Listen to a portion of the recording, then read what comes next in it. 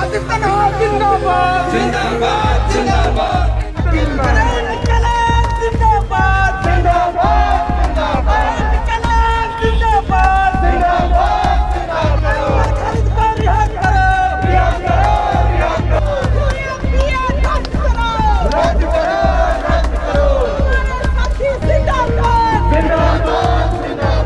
नमस्कार, मैं हूं अमित भारद्वाज और इस वक्त मैं हूं आसिफ इकबाल तन्हा के साथ। आसिफ अब से कुछ दिन पहले तक एशिया के सबसे बड़े जेल में, साउथ एशिया के सबसे बड़े जेल तिहाड़ में थे और लगभग 1 साल से थे। उसकी वजह कहीं ना कहीं वही था जो इनके मास्क पे है, नो CA नो NRC। ये वो प्रोटेस्ट था, एजिटेशन था जो CA NRC कानून के खिलाफ दिल्ली के कई इलाकों में शुरू हुआ। शाहीन बाग में उसका एपिसेंटर माना जाता था और फिर देश के कई इलाकों में शुरू हुआ। दिल्ली पुलिस का कहना है, उसका दावा है कि आसिफ जैसे और कई लोगों ने पिछले साल फरवरी 2020 में हुए दिल्ली दंगों में, उस कॉन्स्पिरेसी में एक भूमिका निभाई और इसी की वजह से इन पे केस चल रहा है।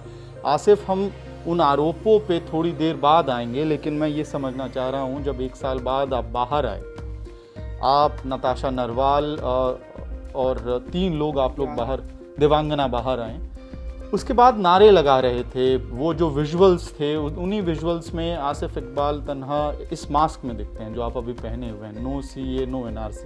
तो मैं समझना चाहता हूँ क्या मैसेज है इसके पीछे। आप कुछ मैसेज देना चाहते हैं? क्या वो मैसेज डिफायंस का है कि आप 1 साल जेल में रहने के बाद भी इस कानून के खिलाफ अभी भी खड़े हैं? क्या मैसेज, क्या एग्जैक्टली आपका मैसेज यही है कि असल में सरकार ये चाहती थी कि हम जो है आंदोलन नहीं करें, हम आवाज़ ना उठाएं, हमें मतलब कि प्रोटेस्ट नहीं करें और सरकार से सवाल नहीं पूछें। मतलब हमें जेल में इसलिए डाल दिया गया ताकि दोबारा फिर से आंदोलन जो है ये लोग शुरू ना कर सकें, क्योंकि कोविड की वजह से हमने उनको वाइंड अप किया मतलब कि हमने क्राउड कम किया था और सोचा था कि पोस्टर्स के ज़रिए, बैनर्स के ज़रिए जो है वो आंदोलन जारी रखेंगे। लेकिन जो है वो हमारा जो ताम जाम जामिया शाहीन बाग में था वो सब उठा के ले गए और उसके बाद हम लोगों को जेल में डाले।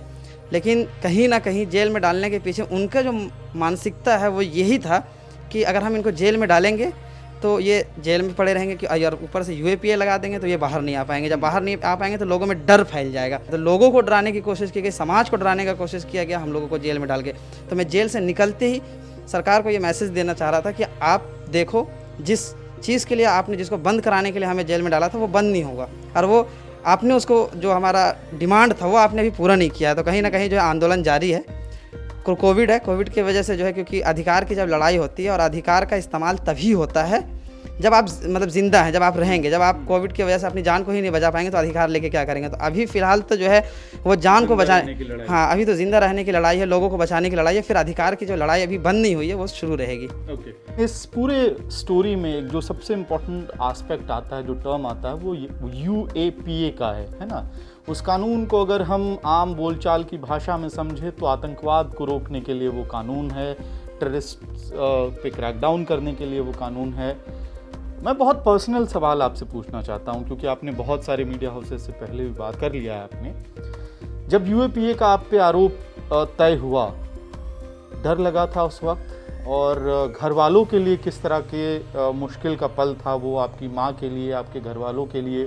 क्योंकि बेटे पे जिनको उन्होंने जामिया में पर्शियन की पढ़ाई करने के लिए भेजा था, अब उस पर आतंकवाद का आरोप लगा हुआ है। वो कितना मुश्किल घड़ी था? बिल्कुल मुश्किल घड़ी तो होता है समाज में। अगर हम जिस इलाके से आते हैं या जिस स्टेट से आते हैं, वहाँ जेल जाना जो है बुरी चीज़ मानी जाती है। यानी कि अगर आप जेल जा रहे हो तो आप क्रिमिनल हो। लेकिन कहीं ना कहीं जो है सिविल सोसाइटी, ऑर्गेनाइजेशंस, दोस्तों का इतना बड़ा योगदान रहा कि हमें तो जो है मानसिक तौर पे जो है वो तैयार करते रहे कि अभी आप मतलब कि हिम्मत हारना नहीं है। और हमारे घर को भी जो जिस चीज़ की जो सबसे ज़्यादा ज़रूरत होती है वो मोरल सपोर्ट की होती है। तो उन साथियों ने घर पे फ़ोन करके उनको मतलब कि ठीक है आपका लड़का जेल में है लेकिन वो कोई गलत करके नहीं गया है, वो लोगों के इंसाफ के लिए बहुत सारे लोग, सिविल सोसाइटी के लोग जो है उन लोगों ने फ़ोन कर करके जो है मेरे घर पे जो है, तो कहीं ना कहीं मेरे घर वाले भी स्ट्रांग थे यार, इस बात को उन्होंने एग्री कर लिया था कि मेरा बच्चा जो है वो गलत करके नहीं गया है। और हमें तो थोड़ी सी डर शुरुआती दिनों में इसलिए लगी थी क्योंकि जब हम जैसे ही जेल में, पहले तो हमने भीम कोरेगांव का आपने सुना होगा, सुधा भारद्वाज जैसे लोग जो हैं वो जेल में थे और 2 साल से ज़्यादा हो गया था, और उसके बाद फिर हम लोग यूएपीए में जाते हैं तो उनको बेल नहीं, उन्होंने कई बार बेल ट्राई किया, तो वो सब नॉलेज में थे। तो मुझे ऐसा लग रहा था कि एक लॉन्ग टाइम के लिए अब हमें जो है जेल में रहना पड़ेगा, लेकिन कहीं ना कहीं जो है इतने जल्दी बेल मिलना हम लोगों के लिए जो है वो कहीं चमत्कार से कम नहीं है। भरोसा हो गया कि कहीं ना कहीं अभी जो है जुडिशरी में इंसाफ बाकी है, और वो इंसाफ हम लोगों को मिला है, और जुडिशरी ने साफ कह दिया कि जो है प्रोटेस्ट करना, राइट टू प्रोटेस्ट जो है या सवाल पूछना, तो कहीं से भी टेररिज्म नहीं है। तो आप किसी भी स्टूडेंट को, छात्र को, सोशल एक्टिविस्ट को जो है आप टेररिस्ट नहीं बना सकते हो। ठीक है, अगर देश की एकता और अखंडता, देश की गंगा जनी तहजीब को अगर कोई नुकसान पहुंचाता है तो वो देश के लिए खतरा है। हम लोग तो देश के संविधान को बचाने के लिए, लोकतंत्र को बचाने के लिए जो है वो लड़ाई लड़ रहे थे, तो कहीं से हम लोगों को जो है कोर्ट ने इस बात को माना कि ये टेररिस्ट नहीं है, ये इनका राइट्स था, इसके लिए वो एजिटेशन कर रहे थे। ये बात सही कह रहे हैं, लेकिन जिस फैसले को सिविल सोसाइटी बहुत हिस्टोरिक बताने के प्रोसेस में था ही, आप तीनों की रिहाई जिस ऑर्डर की वजह से हुई है, उसको वो प्रोसेस चल ही रहा था कि भाई उसको हेल्ड किया जा रहा था एज अ हिस्टोरिक जजमेंट, और फिर सुप्रीम कोर्ट में आपके बेल को चैलेंज किया गया। फिर सुप्रीम कोर्ट ने उस हाई कोर्ट के ऑर्डर को एक तरह से ये कह के एक ऑब्जर्वेशन दिया है कि ये जनरलाइज नहीं किया जा सकता इस पैटर्न को। तो क्या उम्मीद आपके जैसे और भी लोग हैं, चाहे उमर हैं या और भी लोग इस वक्त जो जेल में हैं, क्या उनके लिए जो उम्मीद थी उस उम्मीद पे भी झटका लगा?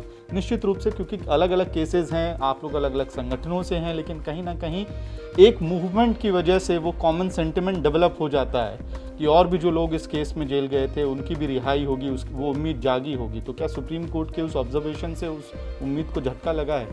नहीं, देखिए अभी बाकी है, अभी तो इस पर सुप्रीम कोर्ट में जो कुछ भी अभी आना है, बहरहाल उन्होंने जो है उन्होंने कहा बेल रिजेक्ट होना चाहिए, जो बेल हुआ है उसको वापस होना चाहिए, मतलब हाई कोर्ट के, लेकिन हाई कोर्ट ने इसको अभी नहीं सुप्रीम कोर्ट ने अभी इसको नहीं माना है कि इसको, पुलिस ने कहा है हाँ, कि बेल रिजेक्ट होना चाहिए, लेकिन अभी उसको नहीं माना, बेल अभी बरकरार है, और जो है अभी इस पर काम चल रहा है। अब ये जुडिशरी का मतलब कि काम है कि वो अभी देखेंगे, जिस तरह से हमें हाई कोर्ट से उम्मीद था उस तरह से जो है वो सुप्रीम कोर्ट से भी उम्मीद है, और एडवोकेट इसको देख रहे हैं, ये लीगल डिस्कशन है, तो इस पे एडवोकेट अगर ज़्यादा बेहतर से वो बता पाएँ कि क्या चांसेस है, क्या उम्मीद है। क्या जेल में एक्सपीरियंस, मैंने जब डॉक्टर कफील जेल से बाहर निकले थे, उन पे जिस तरह के संगीन आरोप लगे थे और वो मामला क्वॉश हुआ, उनसे मैंने सवाल पूछा था, उन्होंने मुझे बताया था जो जिस तरह का टॉर्चर का प्रोसेस, फिजिकल और इमोशनल, मेंटल, तीनों उनके लिए वो प्रोसेस रहा था।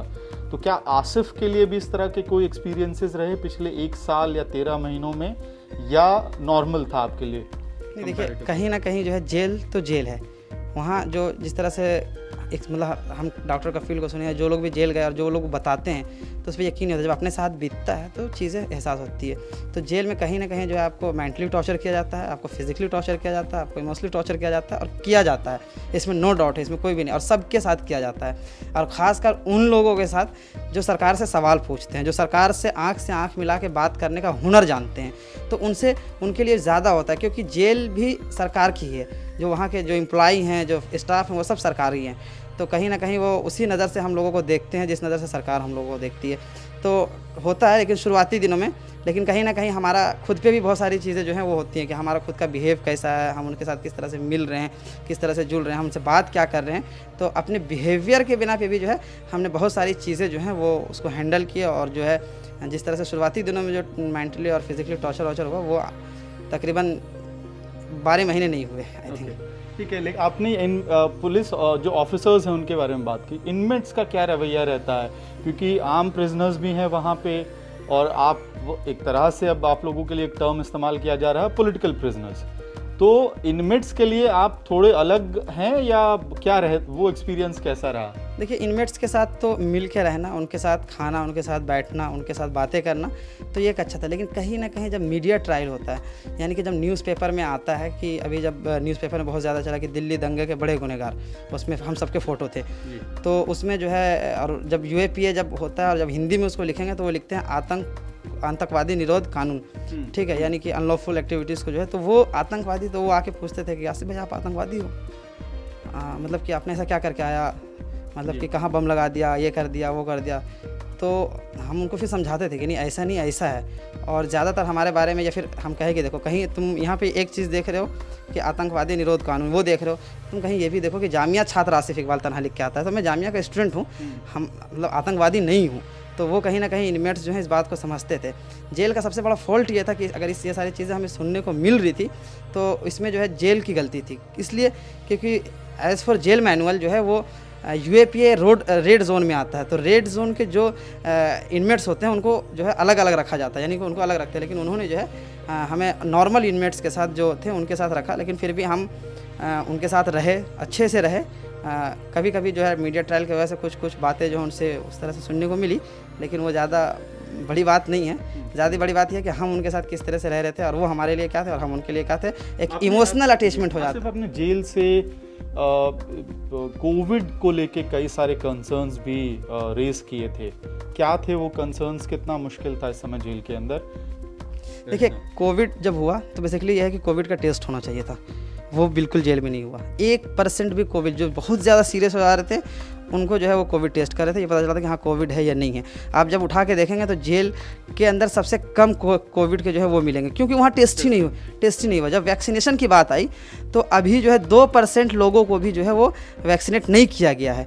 तो और जब लोग बीमार भी पड़ रहे थे, ऐसा नहीं है कि कोविड जब पीक पे था तो लोग बीमार नहीं पड़ रहे थे, लोग बीमार पड़ रहे थे, उनको जुकाम हो रहा था, बुखार हो रहा था, तो उनके पास बल्क में जो है दवाइयाँ रखी होती हैं, गिनी चुनी 4-5 जनरली जो है। और उनको जो इनमेट्स जो वर्क जो वहाँ पे कन्विक्टेड जो लोग होते थे, जिनको जॉब सजा व मुशक्क़त हो रहती थी, तो वो लोग वहाँ पे होते थे, तो वो डॉक्टर से भी नहीं मिलने देते और वो जो है सीधा थोक में दवाइयाँ उठा के वो दे देते थे। तो बहुत बुरे हाल है कोविड के, और सोशल डिस्टेंसिंग बिल्कुल नहीं है। मैंने बार बार इसका विरोध किया, मतलब कि अपने जो सेशन जज थे उनके सामने, कि हम लोग रेड जोन में आते हैं तो हम लोगों को अलग रखा जाए। तो इस तरह की परेशानियां शुरू में होती थी, लेकिन फिर बीच में जो है एचपीसी के गाइडलाइंस वगैरह आए तो कुछ क्राउड को थोड़ा कम हुआ, तो थोड़ा सा रिलैक्स हुआ, लेकिन उतना ज़्यादा क्राउड कम नहीं। ओवर क्राउडेड जेल है, सारे के सारे लोग बहुत ज़्यादा हैं। इस वीडियो को ख़त्म करते हैं, लेकिन एक सवाल और है, आगे का रास्ता क्या है आसिफ के लिए?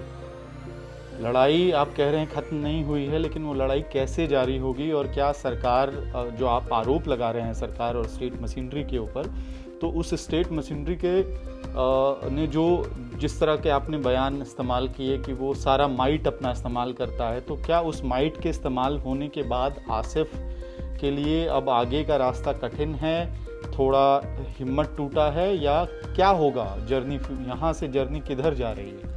हिम्मत बिल्कुल नहीं टूटा है, और हिम्मत और ज़्यादा बढ़ गया है। आपको बताना चाहें कि हम लोग ये जो लड़ाई है वो संविधान के बचाने की लड़ाई थी, और जो है जो भी तरीका होगा, संविधान जिस चीज़ की इजाज़त देता है उसको करते हुए जो है लड़ाई को हम कंटिन्यू करेंगे। जो भी सत्ता पे होगा, ऐसा नहीं है कि आज बीजेपी सत्ते पे है तो मेरी सिर्फ इनसे लड़ाई है। अगर सत्ते पे कोई दूसरी सेकुलर पार्टी आती है, अगर हम उनको वोट दे के सत्ता पे बैठाते हैं, अगर वो गलत करेंगे तो उनके खिलाफ भी विरोध होगा, और विरोध जो है कभी रुकेगा नहीं।